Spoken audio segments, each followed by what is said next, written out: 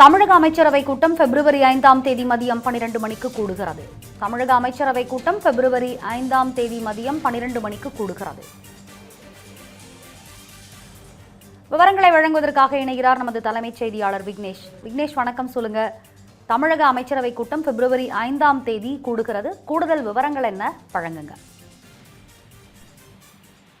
வணக்கம். பிப்ரவரி 1ஆம் தேதி மத்திய பட்ஜெட் நாடாளுமன்றத்தில் தாக்கல் செய்யப்பட இருக்கிறது. அதன் தொடர்ச்சியாக தமிழகத்திலும் நிதிநிலை அறிக்கை தாக்கல் செய்வது என்பது வழக்கமான நடைமுறையாக இருக்கிறது.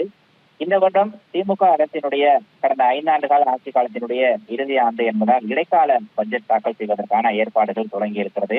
மத்திய பட்ஜெட் தாக்கல் செய்த பிறகு ஒரு வார காலத்திற்குள்ளாக 10 நாட்களுக்குள்ளாக தமிழக சட்டப்பேரவையில் தமிழக அரசினுடைய இடைக்கால நிதிநிலை அறிக்கை தாக்கல் செய்யப்பட இருக்கிறது. அதற்கான ஏற்பாடுகள் தீவிரமாக நடைபெற்று வரக்கூடிய சூழலில் அந்த பட்ஜெட்டில் இடம்பெறக்கூடிய திட்டங்கள் தொடர்பாகவும் அந்த நிதிநிலை சார்ந்த விவகாரங்கள் தொடர்பாகவும் விவாதிப்பதற்காக தமிழக அமைச்சரவை கூட்டம் முதலமைச்சர் மு க ஸ்டாலின் தலைமையில் பிப்ரவரி 5ஆம் தேதி 12 மணிக்கு தமிழக தலைமைச் செயலகத்தில் இருக்கக்கூடிய கூட்டரங்கில் நடைபெறும் என்ற அறிவிப்பு வெளியிடப்பட்டிருக்கிறது. இது தொடர்பான அறிவிப்பு அனைத்து அமைச்சர்களுக்கும் தனித்தனியே அழைப்புதலாக வழங்கப்பட்டிருக்கிறது. அனைத்து அமைச்சர்களும் இந்த அமைச்சரவை கூட்டத்தில் தவறாமல் கலந்து கொள்ள வேண்டும் என்ற ஒரு அறிவுறுத்தலும் தமிழக அரசு சார்பில் விடுக்கப்பட்டிருக்கிறது. இந்த நிதிநிலை அறிக்கையை தவிர்த்து இந்த பட்ஜெட் கூட்டத்தொடரில் அறிவிக்க வேண்டிய புதிய திட்டங்கள் தொடர்பாகவும் இந்த அமைச்சரவை கூட்டத்தில் விவாதிக்கப்படலாம் என்ற ஒரு தகவலும் கிடைக்கப்பட்டிருக்கிறது. அதோடு தமிழகத்தில் கடந்த அமைச்சரவை கூட்டத்திற்கும் தற்போதைய அமைச்சரவை கூட்டத்திற்கும் இடைப்பட்ட காலகட்டங்களில் தமிழக அரசால் செயல்படுத்தப்பட்ட திட்டங்களுடைய நிலை என்னவாக இருக்கிறது, ஐகானிக் ப்ராஜெக்ட் என்று அழைக்கப்படக்கூடிய தமிழக அரசுடைய முக்கியமான திட்டங்கள் தொடர்பாகவும் இந்த அமைச்சரவை கூட்டத்தில் விவாதிக்கப்பட இருக்கிறது.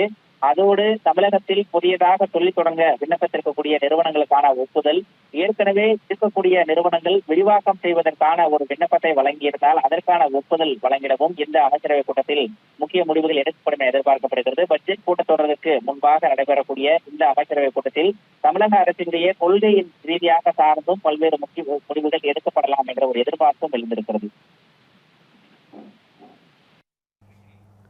விவரங்களை வழங்கியமைக்கு நன்றி விக்னேஷ்.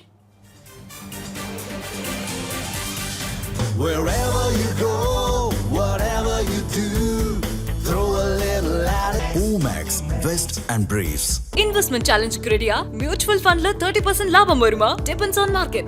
இதே போல சென்னை சிட்டி லிமிட் குள்ள மார்க்கெட் பிரைஸ் 5000 இருக்கிற இடத்துல உங்களுக்கு வெறும் 1999 per square feet க்கு பிளாட் கிடைக்குமா? 100% கேரண்டியா கிடைக்கும். Yes, launching G Square plots near Kuthambakkam bus terminus. இதை விட கம்மியான பிரைஸ்ல வேற எங்கயாவது பிளாட் காமிச்சீங்கன்னா வெறும் ₹1 கொடுத்து ஒரு பிளாட்டை சொந்தமாக்கிக்கோங்க. For bookings call 8939750009.